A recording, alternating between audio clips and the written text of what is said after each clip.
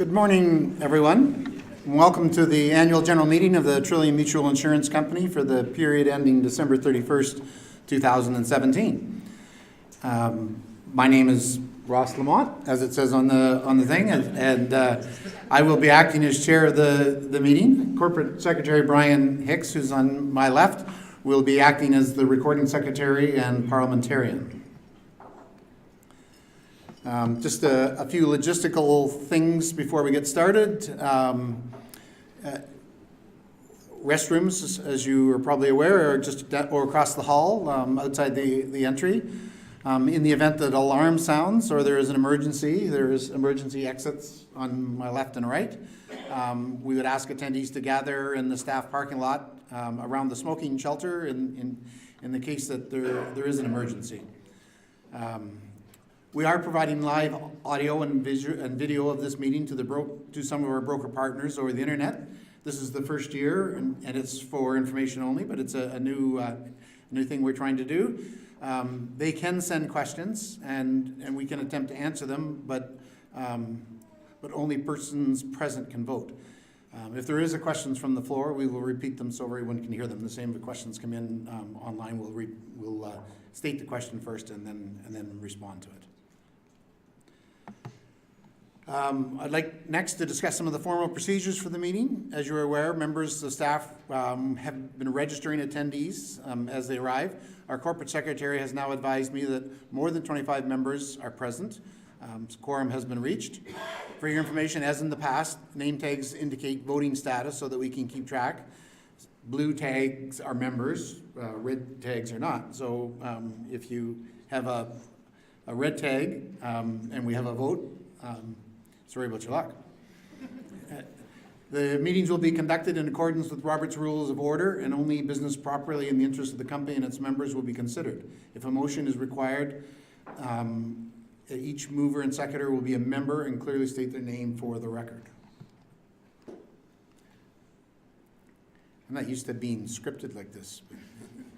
The bad part is I have to wear my glasses to read it. So there is the agenda for today's meeting. As chair, I will bring a report. Then there will be a report from the Audit and Risk Committee, the presentation of the financial statements, a couple of bylaw amendments for consideration, election of directors, some information to follow, and then the part we're all looking forward to, lunch. So, chair's report. So it's been an honor for me to serve as the chair of the board of Trillium Mutual Insurance this past year. When Trillium was formed, it was on the shoulders of many great leaders that came from the Formosa and Elma Mutual, and since amalgamation, many strong chairs that Trillium has had. It's a great club to be a member of, and at this point I would like to recognize the late Frank Coulter, who was the inaugural chair here of Trillium Mutual and passed away this year. Frank was a great leader in the mutual industry and a great leader in his community, and for those of you who knew him, a lot of fun to be around. I do want to acknowledge the strong performance of Trillium Mutual in 2017. The details will be provided to you by Joe and the management team a little later, but tremendous growth we have experienced is outstanding, and the business results are among the best in the mutual industry in Canada. I do want to take a couple of minutes to talk to you about why I'm so proud to be a member of Trillium Mutual, the Trillium Mutual Insurance community, and how 2017 was a particularly good year for Trillium. And again, more of the detail of this will come with Joe's and the staff report. Being a mutual insurance company means there is a very strong focus on providing the best products and services to policyholders and a commitment to keeping the community strong. Strong rural communities are at the heart of mutual insurance. Here at Trillium, our Roots program continues to fund many worthwhile projects and organizations across our trading area. Our employees, including board members, again in 2017, had 100% participation in our volunteer service program. In 2017, to honor Canada's 150th anniversary, we contributed an additional, above and beyond the Roots program, $150,000. $30,000 of it to United Ways across 5 counties, and $120,000 to create a lasting bursary for students in the agricultural program at the University of Guelph. This will help today's youth be leaders in rural communities in the future. Trillium Mutual is an employee of choice in our area. Companies are successful when they have great and engaged employees. Great people are attracted to good people are attracted to great companies. And there's a bit of a chicken and egg situation going on with that, but it works. For the second straight year, Trillium Mutual has been awarded the Corporate Award of Merit through Human Synergistics, a leading Canadian HR firm. Trillium Mutual is recognized as a leader in a positive corporate culture. When Trillium has external postings for personnel, the response is tremendous. Good people want to be part of that success. At Trillium Mutual, our success is also very dependent on our shared relationship with our broker partners. There's a collective commitment to making this relationship work the best it can in the best interest of our policyholders. In 2017, the broker community recognized us as the very best insurance company for them to work with. This is terrific recognition and one that all of our employees have contributed to.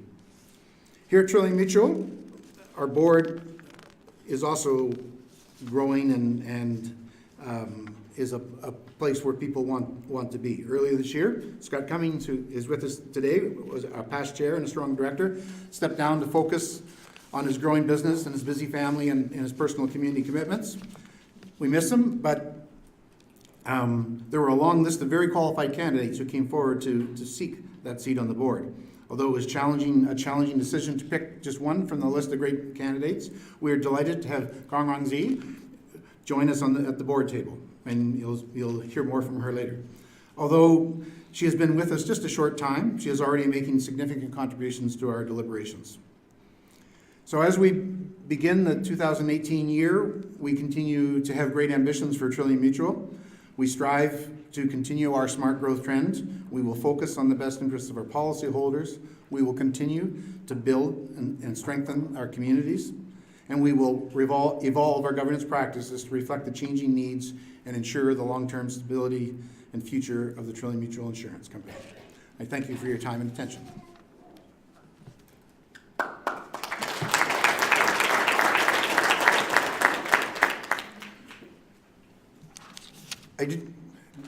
Before I bring up our chair of audit, I just want to recognize some of the retirees who are with us today. It's once you're part of, it's like Hotel California. You can never leave, right?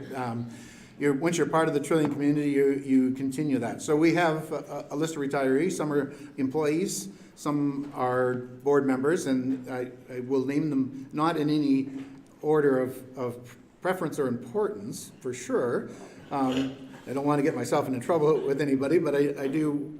It's the order that they are given to me. So we have Len Metcalf, a former director, Jim Stewart, a former employee, Vern Ingalls, former CEO, Scott Cumming, a former director, Jack Cumming, a former director, Gordon Jack, a former director, Karen Galbraith, a former director, and John Crawley, also a former director.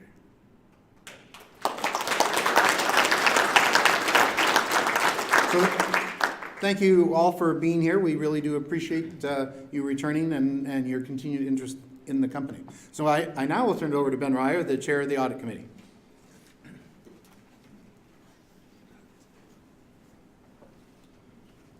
Thank you, Chairman Ross. Now I've been assured that this is the most exciting part on the agenda today. So I know you're all looking forward to the audit report, and as long as the technology gods cooperate, we're good. And they have. So the auditors completed their field work in late January. They then presented their findings to the Audit and Risk Review Committee and the board approved the statements on February 21st, 2018, and their report addresses the policyholders of Trillium Mutual. In the opinion, and I'm required to read this, they tell me, in our opinion, the consolidated financial statements present fairly, in all material respects, the financial position of Trillium Mutual Insurance Company and its subsidiaries as at December 31st, 2017, and their financial performance and cash flows for the year then ended in accordance with international financial reporting standards. And the audit contains, the financial statements contain the independent auditor's report, the consolidated statement of financial position, the statement of comprehensive income, statement of member surplus, statement of cash flows, and the notes to the financial statements. Once again, our audit was conducted by BDO Canada's Walkerton office, led by partner Bob Wilkinson and manager Stephanie Blake Armstrong, who are both in attendance today, and they're certainly a pleasure to work with. We've had a great relationship with them for many years. The audit includes a 30-page report for your reading pleasure. With the contents, I added that wasn't in the script. With the contents listed here, and I will now pass it over to the corporate treasurer for the presentation of the financial statements. Tracy.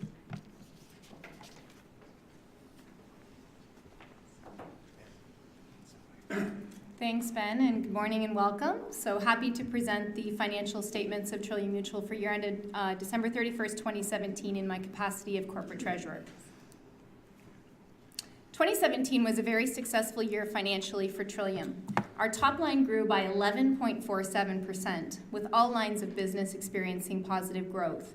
The arrows on the slide represent our improvement or deterioration over prior year. Our overall growth was stronger than our 2016 result at 9.47%.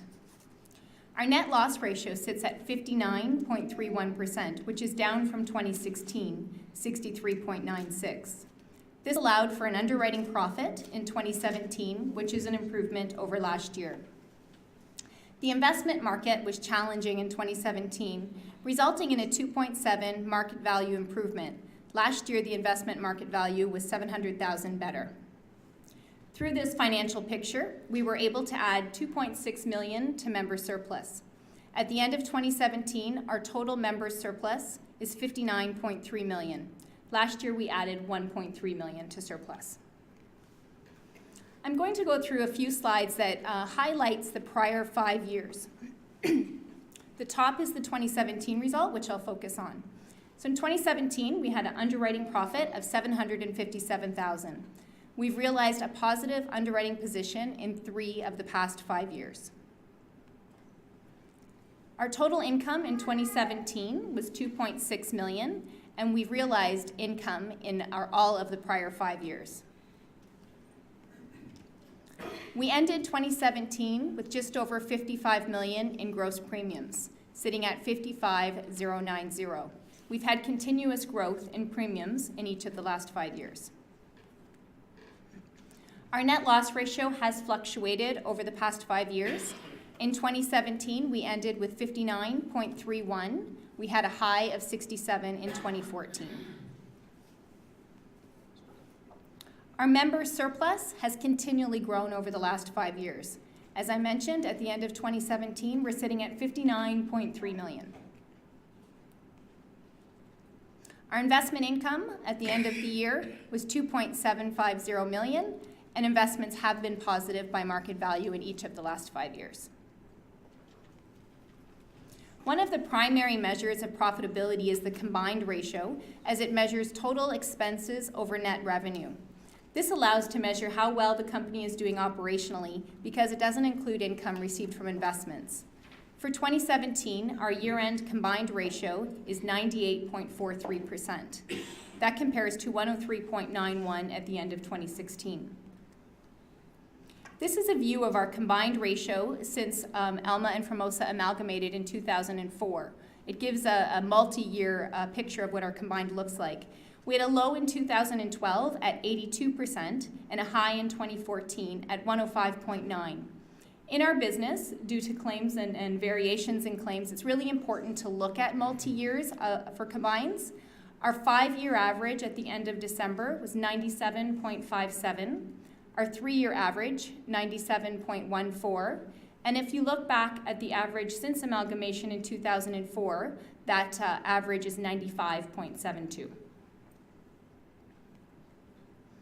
One of our key priorities is smart growth. We want to grow premiums and maintain surplus to create a sustainable and strong financial position going forward. We feel we've been very successful at achieving this. This is the trend, again, since amalgamation since 2004. The gray bars represent the premiums of the company since that time. We've grown from $27 million in 2004 to just over $55 million at the end of 2017. So that's a growth of $28 million. Our surplus in 2004 was $17.7 million, and our surplus today is $59.3. So the surplus growth is $41.6 million. So since amalgamation, our premiums have doubled, and our surplus has grown by almost 3.5 times. The minimum capital test. This is a regulatory test that all financial institutions are required to report to the government. We do this on a quarterly basis to ensure financial stability of the company. In 2013, the board set an internal target to ensure that that test never went below 315%.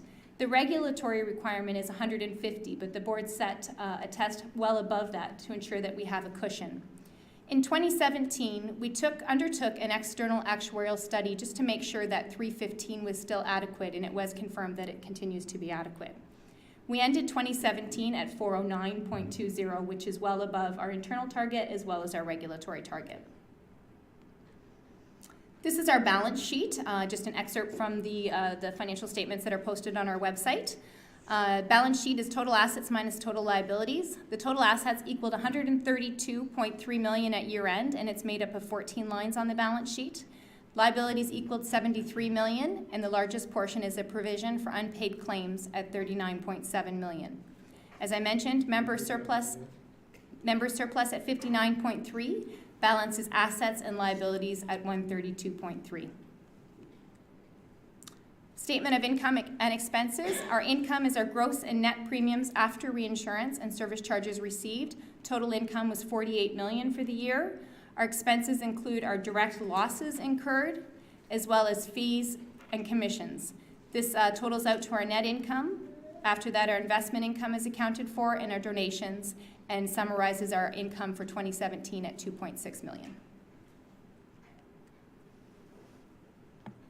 Okay, I'd like to invite any questions with respect to the financial statements. Okay, I'll pass it over to Ross. Thank you. Thanks, Tracy.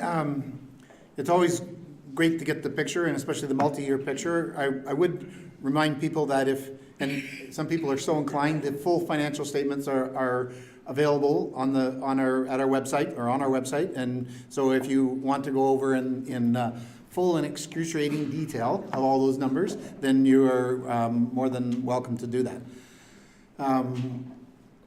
I would now entertain a motion to approve the 2017 financial statements of Trillium Mutual Insurance Company as presented.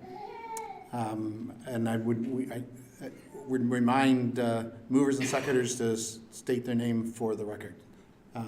Do I have a mover for that? Miranda Doan. Thank you. A seconder? Thank you. Are there any questions or discussion on the motion? Seeing none, all those in favor? Thank you. Opposed? That is carried. Thank you.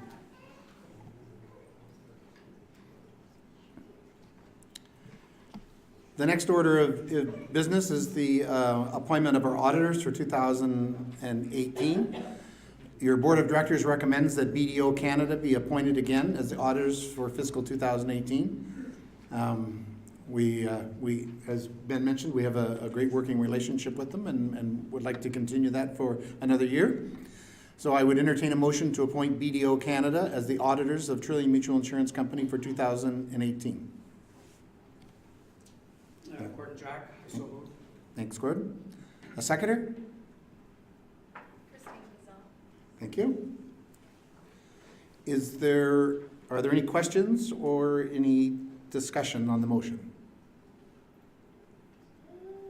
Seeing none, I'll call the question. All those in favor? Thank you. All those opposed? That is carried. Thank you. I will now ask the chair of our governance committee, Ross Stone, to address the proposed changes to the bylaws.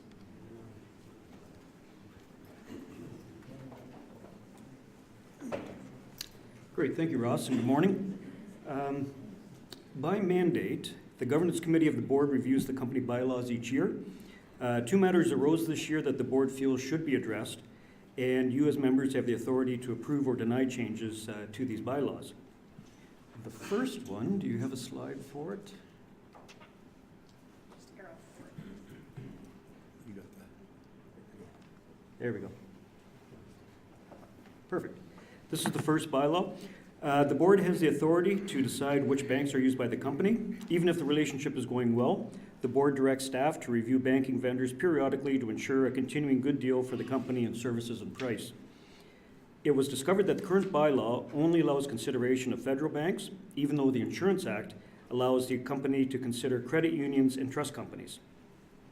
So in order to update this, as a result, the board is recommending a change to the banking bylaws indicated in red, which is inserting financial institutions to allow the consideration of these provincially regulated financial institutions. That was our first proposed change. The second has to do with the regards to qualification to be a director. In debating governance best practices, the committee wondered what would happen if a serving director applied for employment at the company. Although employees cannot be directors, the bylaws are silent as to applicants. The committee felt that this could lead to real or apparent conflict of interest during the application process. And this is a continuation of the original bylaw. So I'll just give you a moment to look at that. The key is to avoid any problems in the future. The board recommends changing bylaw 3.03F as indicated in red above. Essentially, a director applying for a position at the company would be required to step down from the board. In the event that they were not selected for the position, they would be free and qualified to run for a vacant seat at the company as it became available. So as you can see, we're taking the original F and just adding in the caveat at the end, and is not applying for employment at the corporation in any capacity other than director. With that, I'll now return the floor to Chair Ross Lamont to entertain each motion. Thank you. Thanks, Ross. So we have two amendments to the bylaws for consideration here. You've heard from Ross. We'll get the motions on the floor, and then if there are further questions or discussion, then we'll deal with that. So I would ask for a motion to amend bylaw 2.04, Banks and Banking, as published and presented. Do I have a mover? Thanks, John. A seconder? Karen Galbraith. Thanks, Karen. It's been moved and seconded. Are there any questions or any comments on the motion? Not seeing any, I'll call the questions. All those in favor? Thank you. All those opposed? That is carried. Thank you. Next is, I would ask for a motion to amend bylaw 3.03F, director qualifications, as published and presented. Do I have a mover for that? I'd so move, Len Metcalf. Thanks, Len. A seconder? I would second that, Jim Stewart. Thank you, Jim. It's been moved and seconded. Are there any questions or is there any discussion on the motion? Seeing none, I will call the question. All those in favor of the motion? Thank you. All those opposed? I declare that as carried. Thank you.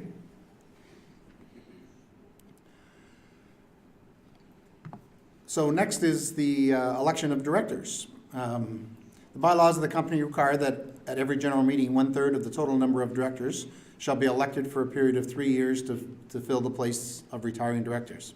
This year, the terms of Ben Ryer and Ross Stone are expiring, and they are seeking re-election for a 3-year term.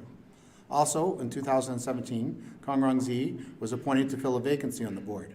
As required by the bylaws, she seeks election to serve the remaining year in that unexpired term. Bylaw 3.0 requires that members interested in seeking election or re-election to the Board of Directors must file an intention to stand for election in writing with the Secretary of the Corporation not later than 30 days prior to the annual meeting. Ben Ryer, Ross Stone, and Kong Rong Zi have each filed notice of intention. No other eligible members have filed.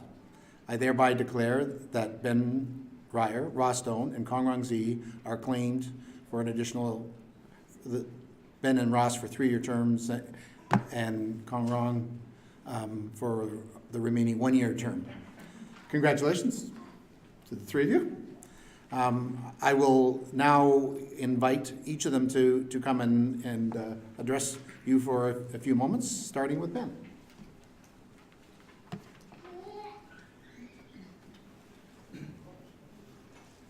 Thank you.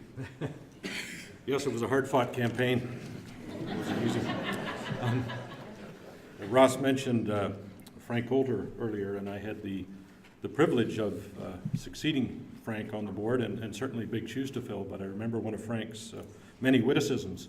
He said, you know, I tried jogging once, and I found I didn't really like it. He said, the darn ice cubes kept bouncing out of my glass, so I had to give it up. So I can kind of relate to Frank on many levels. So this marks the completion of 9 years as a director with Trillium Mutual for me, and the beginning of my 4th 3-year term, so it is certainly quite an honor. And the question I often get asked is, you know, what exactly do directors do, and how hard can it be? Well, I can give you some perspective on that. I started 9 years ago when I was 21, so you can see the obvious significant physical toll that this job has taken on me, and you're probably wondering about the mental toll about now as well. So it's not as easy as it looks. But wait till you see the next guy.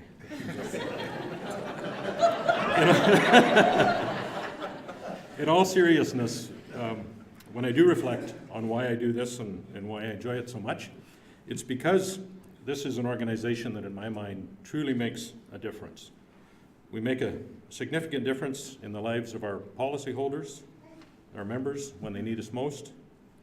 We make a real difference for the fantastic employees we have by keeping jobs in rural Ontario, and by all accounts being a fantastic place to work.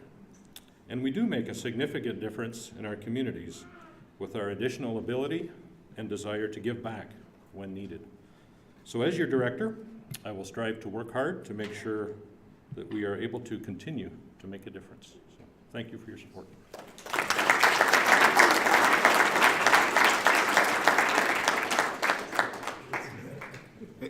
Ross needed no cue, he was coming. I do. Congratulations. Thank you very much. You're going to go first next time, aren't you? That's right, you betcha. As always, tough act to follow, but it's indeed a pleasure. I'm actually the senior member now, and have been for a little while on the board, and it's indeed a pleasure. It's a privilege to be returning for another term as director. Trillium is indeed an amazing place to work. It has amazing people, and it has an amazing culture.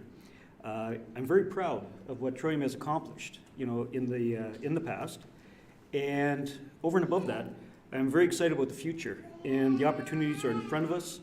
I look forward to the journey ahead, and thank you for the opportunity to serve our policyholders. Thank you very much.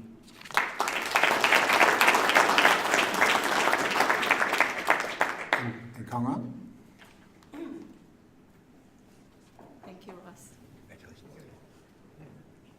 Hi, everyone. And I have to say I fooled by Ben, because when Ben told me you need to speak a few words at the session, he said, you don't need to prepare. On the other side, he had a full page of written down statements. So you have to bear with me. I didn't fully prepare for this speech. And I just feel it's a great honor to serve Trillium Mutual Insurance Company. And I really want to say that I hope my years' experience with P&C industry and my board experience, plus my skills in technology, will complement a great team and add value. And my special passion towards farm insurance really stems from my roots. I grew up with my grandparents at countryside as a farmer. And I witnessed and experienced the hardship and a sense of security on those days. And we didn't have insurance product. And as a matter of fact, generations before my parents, they all worked as a farmer to make a living. And the life was not easy at that time. So I feel I'm so grateful that I had this experience, this opportunity to serve the community and to give the peace of mind to them.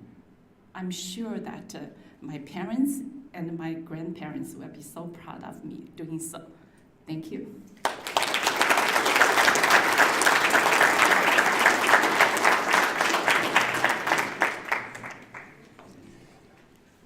So you've heard from three of the members of the board, and you can see they're all great board members, but I want to assure you that the other three of us, well, actually, since you've seen me too, the other two are also great board members and contribute a great deal. And it is a real privilege to serve on the board of Trillium Mutual and to work with the great team of employees here and on behalf of the policyholders and members. And work in the mutual insurance industry. So it is an honor, but it is as it's taken its toll on Ben. There's also some serious business that needs to be addressed, and we think that we're setting a direction strategically that's going to see us being successful as a company into the future. We have a strategy and we're following. It's working successfully, and we believe that will continue to do so, and we look forward to doing that. So I think we're getting near the end of the formal agenda here. So at this point, I'm supposed to call for other business. Does anyone have any other business they'd like to bring to the meeting?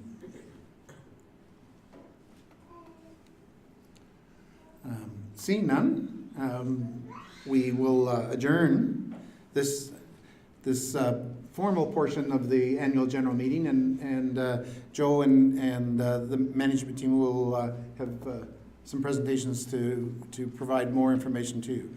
So we don't require a formal motion for adjournment. I declare the annual general meeting for the 2017 year adjourned. Thank you.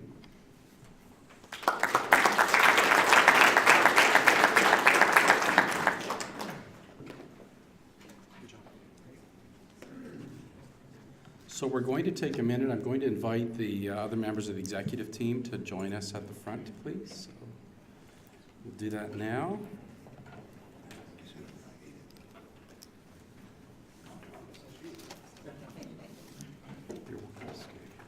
That's right. I can see the screen better back here.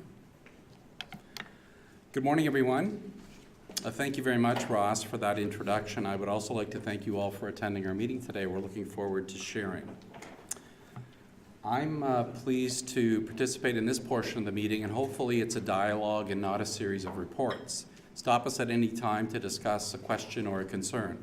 I'm proud to work with Pam Murray, Director of Human Resources, Tracy McDonald, Vice President of Corporate Services, and Mike Verley, Vice President of Member Services, in leading the organization at the executive level.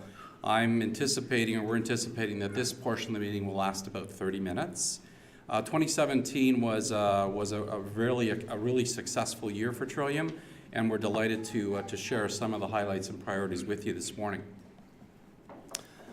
Governance is the first topic that I'll speak to. Our success over many years, as Ross alluded to, and with multiple generations of boards and board members, is directly attributable to effective governance and board leadership. 2017 was no exception. Immediately following the AGM last March, Scott Cummings stepped down as chair and was replaced by Ross Lamont. Ross Stone replaced Ross Lamont as vice chair. This was a seamless transition. As you know, Scott left the board late in the year to focus on other more important priorities. His dedication and leadership in 7 years of service is exemplary, and the organization is stronger because of him and his leadership. Thank you very much, Scott.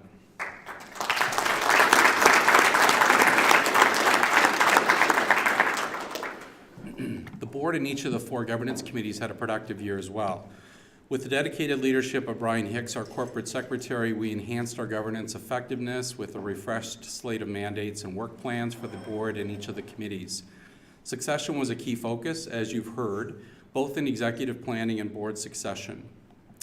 With Scott's departure, focus shifted to a refreshed and robust skills gap analysis process within the board. This complemented our appetite for continuous improvement and the views of governance experts that IT governance was a rapidly evolving critical need for successful organizations in the future, and this shaped the profile of the ideal candidate. From this process, Kong Rong, and you've already met her, was appointed to the board. Her experience and background lend to the diversity and broader spectrum of skills that we were seeking. Thank you, Kong Rong, for joining the board, and to all who participated in that important process late last year. This is the board of directors for 2018, so I'd like to thank each of the 6 of them, Kong Rong, Ross, Julie, Ross, Ben, and Ken, for your respective and collective contributions. I'm looking forward to working with and supporting this group of leaders again this year. That strong tradition that I mentioned earlier and that Ross alluded to as well will be realized again in 2018 and going forward. The second topic is strategy. In 2017, we referred to the board's role as more of a strategic thinking body and process than strategic planning. The board is a strategic-minded group complemented by staff leadership that is committed to developing and delivering upon the necessary implementation plans. We rely on 3 planning horizons in our strategic planning framework, and as time lapses, we are nearing the end of 2018, as you all know, which is our most immediate planning horizon. We have for the past 5 years focused on growing this company through a channel of professional and progressive insurance brokers. We've succeeded in a number of metrics and exceeded targets in others. Mike will expand on the growth point in more details during his report. I feel that it's important for you, our members, to realize that we take strategy and strategic thinking and planning and a long-term vision very, very seriously. We invest annually in validating and pivoting based on external and environmental issues and developments. We also adjust the course and pace based on internal developments. We also, and we are fortunate that the combination of planning, anchoring assumptions, and a bit of good luck have allowed us to stay focused in pursuit of the sound strategy that we have developed over the years. This has been integral to our financial success, as reported by Tracy earlier today. The company's vision and mission statement serve as our primary guideposts. The vision is what we aspire to be. The mission is how we are pursuing the pursuit or acting out in pursuit of that vision. Excuse me for a minute.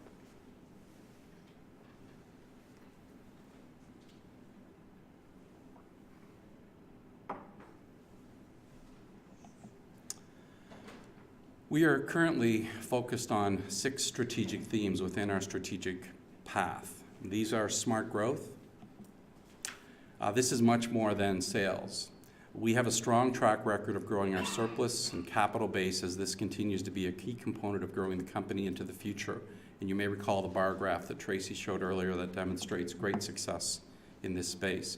We do believe that scale is important for long-term sustainability, and I've reported at several previous AGMs over the years that we are focused on deploying our capital in growing the company, and we're doing that very, very effectively and successfully.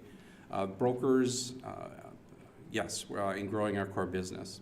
Distribution is the second strategic theme. We rely on traditional distribution that has served the industry and our company extremely well over time.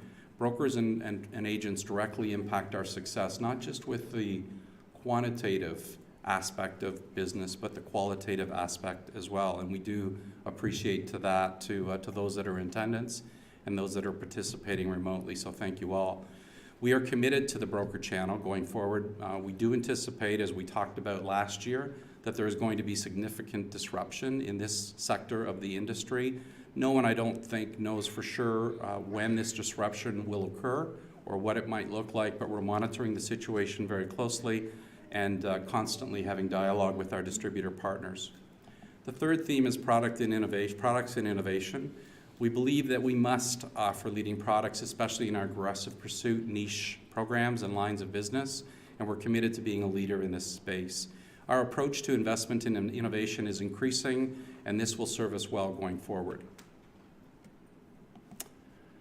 The next theme is enterprise and risk, and within that banner, we are focused on 2 key priorities at this point in time. The development of a talent plan that Pam will speak to in more detail, and also the development of a technology plan that will ensure that our core system and interfacing technologies position us to be efficient and relevant in the future.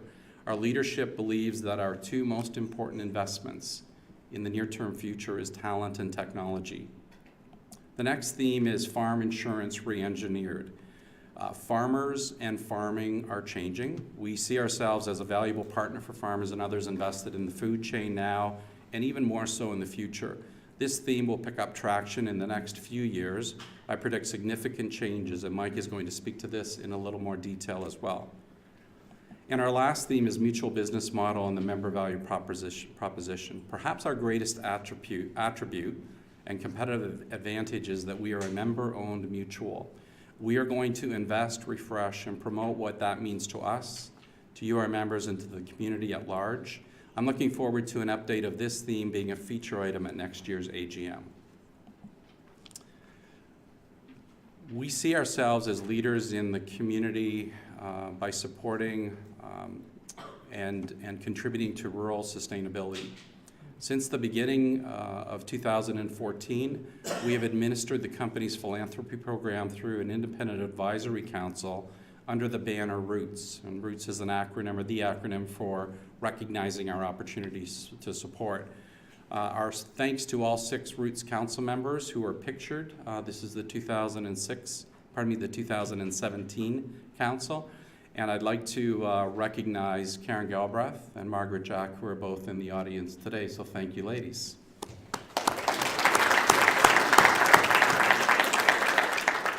Special thanks also to Stephen Eby and Karen Schmaltz, whose terms expired at the end of 2017. Their successors have been recruited with a focus on a broader geographic representation, individuals who are rooted in agriculture and the food chain and active in their respective communities. In the 4 years since we established Roots, we have donated an aggregate of $803,750 back into the communities where our members live, work, and volunteer. This graph shows the breakdown by each of the 5 categories that we direct those funds to and within. And in 2017, we donated $290,000. As Ross mentioned, one of the highlights and proudest moments for many of us at Trillium in 2017 was the decision to donate an additional $150,000 back into really worthwhile programs that will have a positive perpetuating effect in a number of these areas. I'd like to conclude by highlighting our successes realized in 2017. Our financial results were strong and better than the mutual industry average. Our combined ratio, as reported by Tracy, is a key metrics, and it was 98.4% last year compared to an overall combined ratio for the 40 mutual insurance companies in Ontario of 104.4%. So we outperformed the group by 6 points. Our growth was 11.5% compared to an overall growth rate of just under 6%. So again, we outperformed by over 5.5 points. We exceeded the $55 million strategic threshold in sales, and that was a scale threshold that the board had set a number of years earlier. We have an amazing employee group. As our business grows, our staff complement grows as well. My personal thanks to each and every one of our employees for your dedication and commitment, making this a great company to be a member of and a partner with. A special thank you to Velma Hamilton, Jim Stewart, and Sharon Turcott for their dedication for many years. Each of them retired in 2017. While the metrics indicate that we had a successful year, we've also earned 2 distinctions that make us extremely proud. Pam will talk about our culture journey, which culminated with a distinguished award again in 2017. And Mike will talk about the results of an industry recognition by the Insurance Brokers Association of Ontario that really demonstrates how well we are seen in that important stakeholder community as well. Last but not least, our decision to invest additional resources in the areas of compliance and other regulatory matters in 2017 positions us to be focused on and achieving continuous improvement as we go forward to be a model mutual, the model mutual. Are there any questions at this point in time? Okay, we'll have that opportunity a little bit later as well. So I'm going to introduce the group in the order in which they'll speak. So Mike Verley, our VP of Member Services, will go first. Pam Murray, our Director of HR, will follow Mike. Tracy McDonald, VP of Corporate Services, will follow Pam, and then I'll be back to introduce a short video and to put a wrap on the information session. Thank you for your attention. Mike.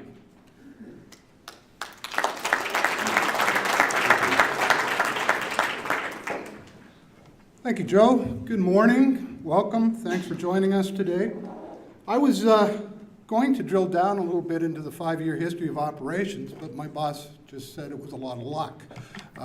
So I'm going to show you what luck can bring us. As Joe alluded to, we're sort of closing out in 2018, the end of our 5-year strategic plan, although we have a strategic plan out to 2025. So that's why you keep seeing the information in these sort of 5-year chunks. We started in 2012, 2013, developing a very robust strategy towards aggressive pursuit in the farm and commercial product lines, as well as significantly changing our mix of business, primarily because we believe there's more long-term sustainability for the organization in those product lines with our distribution network, and we do believe that there's going to be a disruption at some point in the personal lines insurance market. So I'm going to go over the gross premiums written by line of business, loss ratios by line of business, show the evolving mix of the business, our budgeting process over 5 years from growth to actual, claims frequency and severity, talk a little bit about our product planning, our distribution network, and end with why we exist. So here's the gross premiums written by line of business over the last 5 years. One of the significant impacts, as you can see, we've taken the farm book from 2013 at $9.9 million and ended 2017 at just a little over $17 million. Again, specific focus on growing that farm portfolio. The commercial property line of business also rose over that period of time from $3.8 million to $5.6 million. The loss ratios throughout the 5-year period, again by line of business, have, and this is part of the smart growth, remained relatively static. So despite the growing revenue, great brokers bringing us great business underwritten by great underwriters, we've been able to grow smart without sacrificing the loss ratios despite the growth. The evolving mix of business, and again, this was a focused effort. We've taken the farm book of our mix to 27.29%, up to 31.11% by 2017. Doesn't sound like a lot percentage-wise, but boy, it takes a lot to move the ship. What's really exciting for us, and here's sort of the cusp of the journey we're on, we've taken the entire mix of business and turned it upside down. In 2013, you can see 52% of our products and revenues were related to personal lines. By the end of 2017, 51% of the book of business and revenues is coming from our farm products. So we've been actually able to turn it over. We talk about predictive analysis, we talk about luck, talk about throwing darts at the dartboard. Let's talk a little bit about our budgeting process. And this shows a 5-year history of budget to actual results. As you can see, we've far exceeded our budgeted revenues in 4 of the last 5 years. The only year we fell short was way back in 2013. So what we do is we look at our mix of business, we look at our forecasting targets. As Joe alluded to, the board had set a benchmark for the end of 2018 at $55 million. We've now got a benchmark out to 2025, so we sort of back into our revenue needs every year. And then we look at our product lines and we look at our desired mix and we budget those accordingly. Then we get a little more granular and we look at each of our broker partners and we look at each of the product lines and we discuss internally what we think we can do with each of those broker partners. On the other side, and we do this blind, our analytics provider has simulation models. And they run 3 simulation models 1,000 times based upon past history and what our brokers have been able to do with us. And they say, here's what we project your budget to be, or your targets to be for the following year. We mush the two together, and we're getting better at it every year. We're getting more mature, and we balance what we know in the marketplace, what we're hearing from our broker partners, what we believe we can do with what our analytics provider tells us. As you can see, we've got a track record of success in this process. We talk about smart growth. One of our measurements in terms of frequency is, how many claims per the number of policies in force. Throughout the 5-year period, 2013 to 2017, overall, that frequency, or the number of claims we receive every year in relation to the number of policies in force, has remained relatively static, hovering between 6 and 7%. So despite all this new growth, we've been successful in sort of maintaining that level of frequency. The new growth isn't impacting, again, on the loss ratios or the number of claims received. When we break it down by product line, we can see as well, it has also been relatively static in relation to PIF. Severity, and one would think as we turn the book more commercial, we have more value at risk, that claims are going to be a little more severe. Over that 5-year history, severity is slightly creeping up on a per file basis, although relatively static. We can see the trend slowly rising in terms of per file severity on the farm and commercial line. 2016, as you can say, was a real spike in severity, and we're looking at that right now as an anomaly. We do have to look carefully at, as we evolve the book, as we have more value at risk, obviously singular claims are going to prove to be more severe. Talk about our product strategy. Again, when we started on the journey 5 years ago, we said, okay, we're going to aggressively pursue the farm and commercial product lines. We developed this little quadrant. So on the bottom is a perceived market opportunity, what we believe is a market opportunity, and on the side axis is our readiness to go to market. You can see we've put both the commercial and farm products in the top quadrant there, and we call that aggressive pursuit. So we believe there's a market opportunity, and we believe we're ready to capture that opportunity. Below that, in sort of a managed investment scenario, is the auto and farm commercial product line. A little more on less we can do because, again, the government regulates both the product and the rates when it comes to auto insurance. Residential is also in that quadrant because most of our farm products are a hybrid with a personal lines residential component, be it a farm homeowners, rental properties, cottages, so on and so forth. You see, we put the auto personal lines in a maintenance investment. Again, we believe if anything's going to be disrupted in our industry in the near future, it's going to be the automobile personal lines product. And also, it's completely regulated by the government. The product's designed by the government, and all the rating is controlled by the government. Down in the bottom there, and abandoned back at the time we started this, we did have a standalone boat line. We decided to just sort of let that float away. It wasn't really doing anything for us, and we didn't really want to invest heavily in it. Very simple sort of quadrant, but it holds us accountable. So every move we make, does it drive the aggressive pursuit lines? If we're going to invest in technology, does it drive the aggressive pursuit lines? Are we going to invest in talent? Does it drive the aggressive pursuit? So that we have this in front of us at all times. So on a more granular level, what are we doing in the product space? Well, I believe we've had extreme success over the past 2 years. We redeveloped our farm product offerings and made a more robust master farm product. We did a complete refresh of our commercial products and have refined, and we're going to continue to refine our commercial appetite. Joe touched on re-engineering farm insurance. We've just started on that journey, and I'll elaborate a little more in a minute. And we introduced what I believe is one of the best overland flood coverages in all of Canada. For 2018, and Tracy's going to dig a little deeper on that, we've taken a little product development hiatus, at least for the first half of 2018. We've designed and implemented what we call our innovation team here at Trillium now, and they are tasked with coming back to management by June with innovative ideas to help design and develop products. The only constraints we've put on the team and the only box we put around them is their recommendations have to surround farm insurance re-engineered. We want to completely re-engineer the farm insurance products. We want to create agri-commercial products. Again, we believe this is our future. It's a very narrow niche, but we're good at it. And if we focus on what you're good at, we're only going to get better. So when we talk about re-engineering the farm insurance product, we're talking a lot more than just the actual insurance contract product.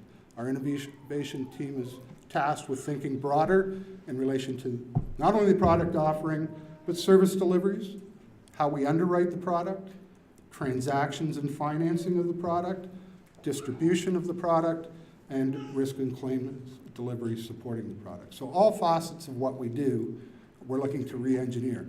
The re-engineering being make it simpler, make it easier to understand, make it easier for everyone throughout the process to cope with it, to be efficient with it, and to understand the end member user, their needs, and that they understand what they require. So when we talk about the complexity of the product, as Joe alluded to, we are definitely supporting the independent distribution channel. We believe the complexity of our product requires the expertise of the brokers that we deal with. We are so grateful for our partners. Underlying or underpinning the strategies I've talked about, we've developed this channel management plan, more of a tactical plan. In essence, that plan is about having the right Trillium people in the right place at the right time, talking to the right brokers about the right things. Each and every Trillium employee is a brand ambassador and is tasked with protecting and promoting the brand. Our partners are essential to us. We rely on our brokers. We are grateful for their faith and trust in us. Obviously, we couldn't do it without them. So here's the fun part Joe alluded to. The IBAO 2017 Rate Your Company Survey. Number 3 on the list, Trillium Mutual Insurance Company. We went from number 13 in 2014 to number 3 in 2017. Rather remarkable. Again, we're completely humbled by this result. When you think about the fact that we only have 20 broker partners, just incredible. What's even more incredible, overall performance as rated by our broker partners has Trillium in the number 1 position in 2017, 5-star rating at 82.63%. So again, extraordinarily humbled. Thank you to our broker partners for the faith and trust you put in us. Not last, certainly not least, we can talk about strategy all we want, but the people that are sitting in this room, our staff, are indeed the success of Trillium Mutual. They execute each and every day. When you look at that sort of ranking from our broker partners, it's our staff that are relating each and every day to them. We look at our net promoter scores and claims and risk, and 96% of our customers would refer Trillium to a friend or family member. Incredible execution each and every day. Thank you to each and every one of you. And lastly, the reason why we exist, for the sole benefit of our members. Thank you for your loyalty and trust in Trillium Mutual. Thanks very much. I'll turn it over to Pam now.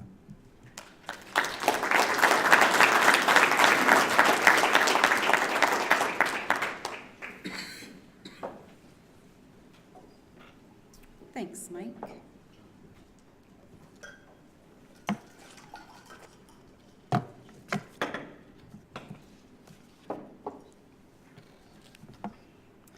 So, welcome to Trillium Mutual Insurance. Behind every great company is a culture of success.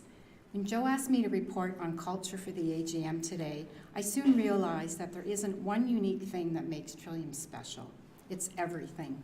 The attitude of each employee towards his or her work, the constant concern to make our customer members happy, the way people work together here in teams, the ever-present mix of fun, hard work, high standards, and learning new things every day. The generous ways in which each one of us support and help each other so that we can do and be our very best every day.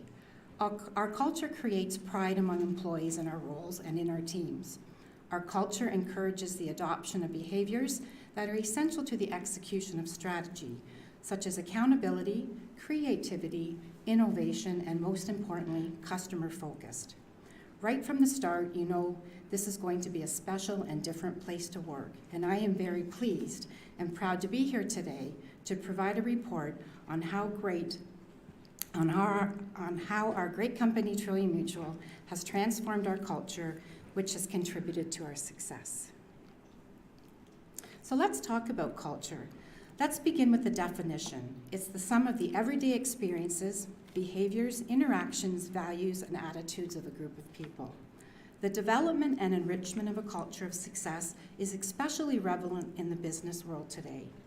Whether positioned as the source of all a company's misfortunes or a golden ticket for productivity and performance, which leads to success, culture seems to be a more significant talking point than ever before. Culture was Merriam-Webster's overall most popular word of the year in 2014. And in the business world, the conversation has only strengthened since. So where is this emphasis coming from? As we formulate new and innovative strategies and attract, develop, and retain the best employees at a time when the business landscape is complex, connected, and competitive, setting strategies alone are not sufficient. The missing element is a rigorous approach to harnessing the emotional energy of an organizational culture. Management guru Peter Drucker famously stated that culture eats strategy for breakfast. The above quote is one of the most popular sayings about the importance of organizational culture. So what does culture eat strategy mean? In a very practical sense, no matter what business strategy or strategic plan you try to implement with your team, its success is dependent upon its people. It means that as a whole, culture is the basis for many important ideas and recurring behaviors. If the people driving the strategy are not aligned with the culture they inhabit, your ability for success is significantly diminished. When we speak to a friend or family member about a new job and they ask not about our specific role, but rather, what's it like to work there? Your company's culture will form the answer.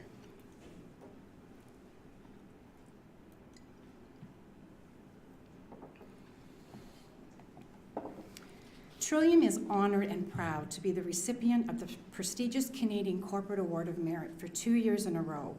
This honor was awarded through Human Synergistics, a company who has earned an international reputation for innovation in the field of organization development, and whose mission is changing the world one organization at a time.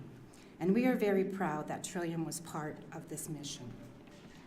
This award is given to organizations that have significantly transformed their organizational culture. So how did we do it? All journeys start somewhere, and I'm going to share a little bit about our culture journey and the successes along the way. Our journey started 5 years ago, and understanding our culture was the first step in improving it. So this was accomplished through assessing and describing our existing current culture. Although it may seem difficult to clearly define how we do things around here, it was made possible through the assessment of our organizational performance as well as employee attitudes towards current human resources policies, practices, our vision, our goals, and our overall leadership effectiveness. The visual here represents the recent results of our 2017 assessment. The results of the assessment are mapped on the circular graph, and as you can see, the circular graph is divided into 12 sections, like the hours on a clock. The 12 sections represent norms for 12 behavioral styles that are divided into 3 clusters. For today's purposes, we are only going to focus on the blue cluster, which is referred to as a constructive culture, which is our current culture here at Trillium. Determining what we wanted our preferred culture to be, which we refer to as the ideal, was the next step. We knew we wanted a company that placed a high value on service and product quality, goal attainment, and the development of our people, where quality is valued over quantity, creativity and innovation is valued over conformity, and cooperation is believed to lead to better results than competition. So this visual represents the vision of the future, our ideal. Identifying the gaps and causes of the existing culture was our next step, and this meant stepping outside of our comfort zone and reconsidering the approaches that got Trillium to where it is today.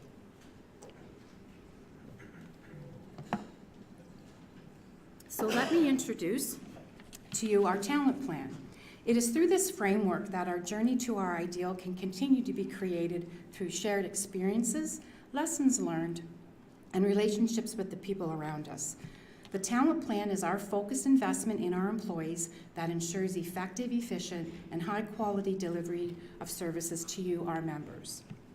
As indicated in this graphic, the outside circle represents the alignment of our various anchors, and the inside circle represents the overall strategies encompassing what we believe are the six key areas of the employee life cycle that will ensure we have effective human resource enablers to successfully continue to meet our current and future business needs.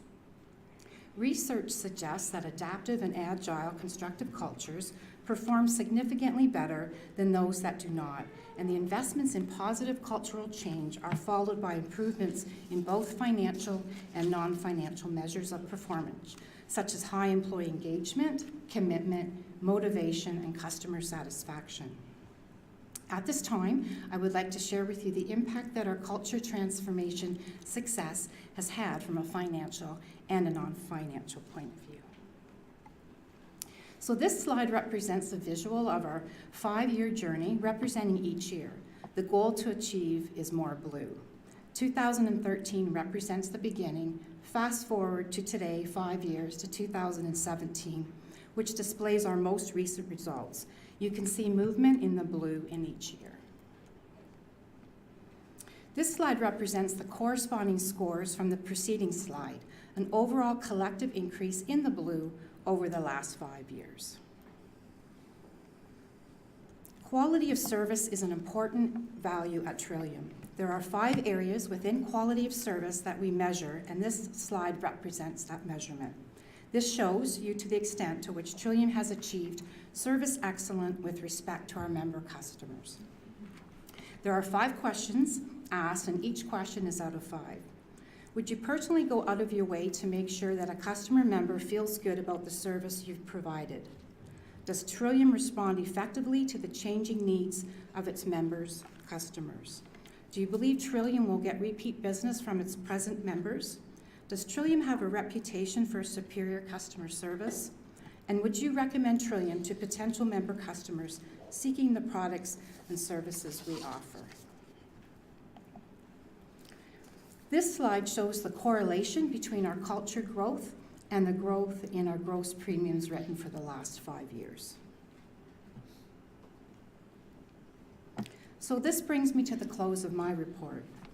We are in no way slowing this journey, however committed to it.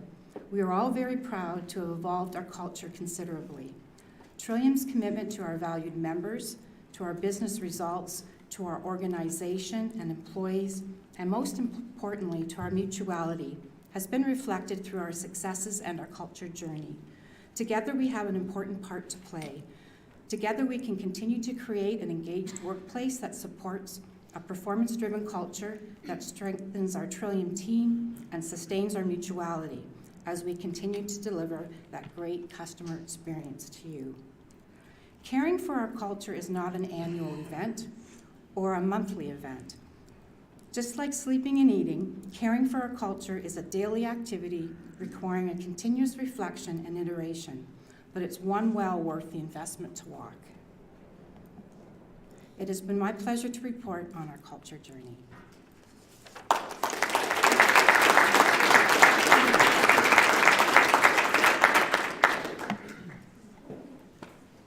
Hello again. I'm back in my capacity of Vice President of Corporate Services. I'm going to speak today about technology, innovation, and mutuality, the supporting structures at Trillium. Our investment in technology and how that flows into innovation and what sets us apart as a mutual company, especially when it comes to technology and innovation. I want to paint a picture of the technology shift. In 2004, the year of Trillium's amalgamation, these 5 logos on the screen were the top companies by market value, based on the Financial Times Global 500 rankings. You will see that they're banks, financial companies, energy companies, and one software company. Fast forward to the 4th quarter of 2017. These are the top 5 companies by market value.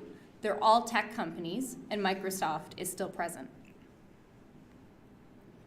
Understanding this shift in world finance, I want to share Trillium's focus on technology spend.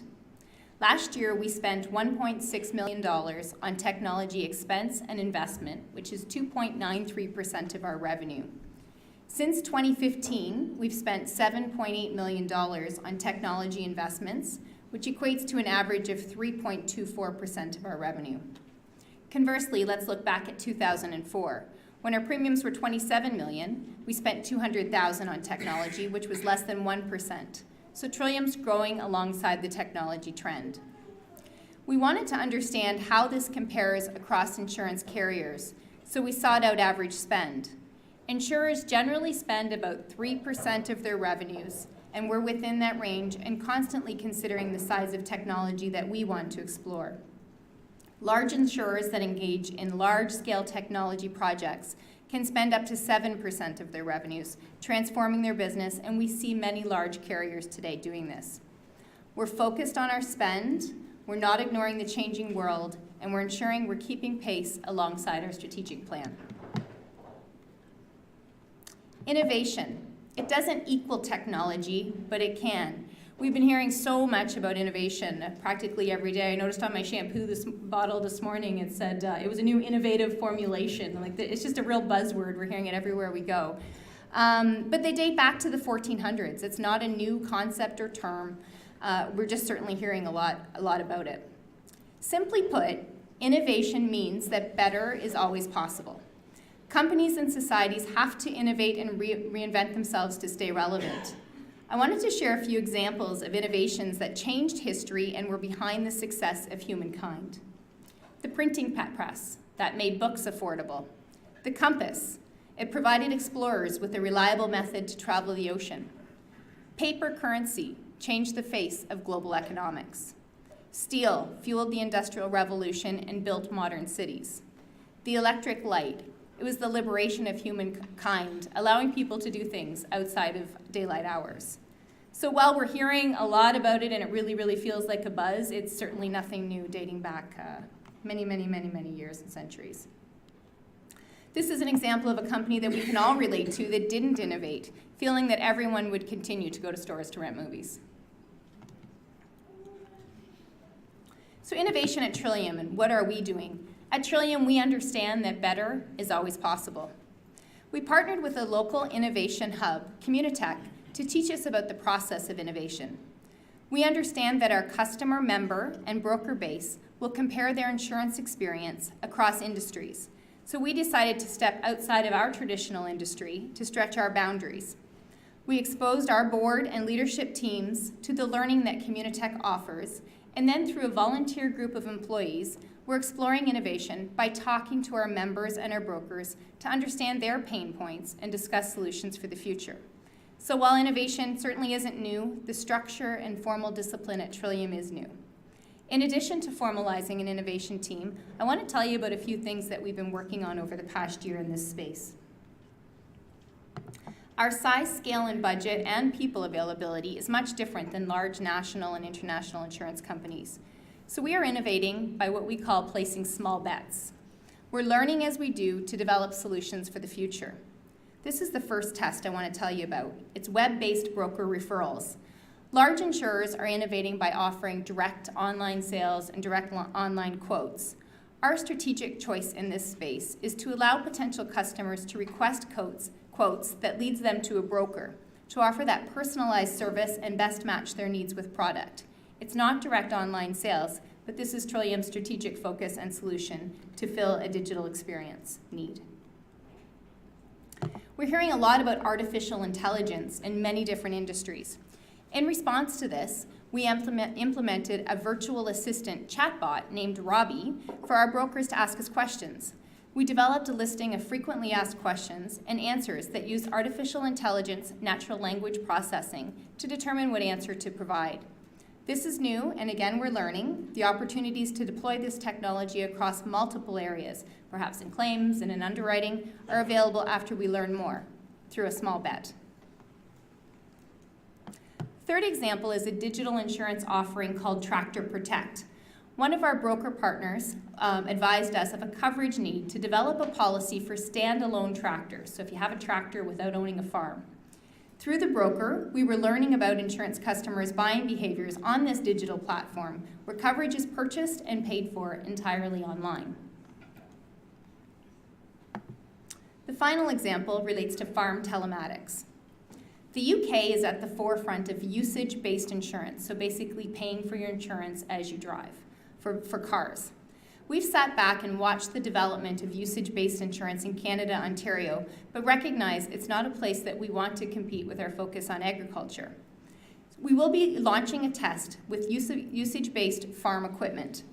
We're taking a small bet to learn what kind of data we can collect about how farmers use farm machinery, when, where, and how much it's being driven, and at what times. Again, a small bet that we will collect data, develop cases for how we will use the information. These ideas, along with our recently deployed innovation team, will keep us focused on our vision to be the leading mutual insurer protecting and enhancing farm and community lifestyles. In my opening comments, I said I was going to link this all back to the mutual business model. As a mutual, it's our focus to fulfill the needs of our members and our communities, unlike other insurance companies whose focus is bottom line profit for shareholders. It is at our core to maximize benefits, not profits. We are purpose-driven, values-based, and people-centered. It's truly a unique model with less than 3.5% of Canadian businesses falling within the mutual and cooperative structure. The mutual business model is truly what sets us apart. We're here for the long term to respond to our members' needs by focusing on prudent investments in technology and innovative solutions, putting the needs of our brokers and members in the center and existing for the sole benefit of our members. This fits with our core, the mutual business model, and long-term sustainable view. Thank you for putting your financial trust in us.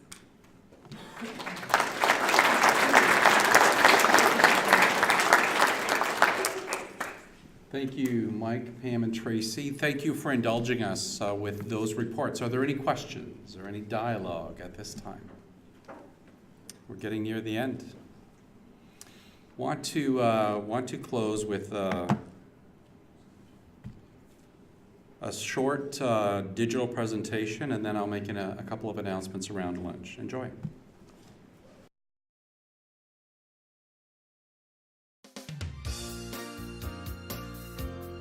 In the early days of Ontario, farmers supported each other to help their businesses thrive. But if a farmer were to suffer a significant loss, there was no system in place to help them recoup and rebuild. Two insurance companies made up of local farmers sought to change this. Formosa Mutual Fire Insurance Company, founded in 1880, and Elma Farmers Mutual Fire Insurance Company, founded in 1884. These insurance companies were created on the basis of mutuality, which means they focused on insurance solutions and services for their community instead of profits. Their vision was to provide Ontario farmers with the protection they needed in the event of a loss. By the new millennium, Formosa and Elma Mutual Insurance realized that by working together, they could serve the people of Ontario even better. And in 2004, Trillium Mutual Insurance was born. Today, Trillium is proud to serve thousands of Ontario families and businesses.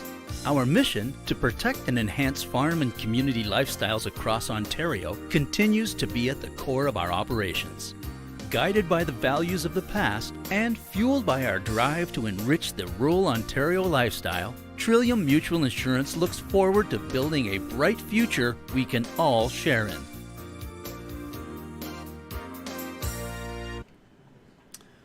You're invited to stay for lunch. There's a light lunch that'll be set up as a buffet out in the reception area. Please feel free to come back in and enjoy a little bit of food and a lot of fellowship. Thank you very much for being with us today.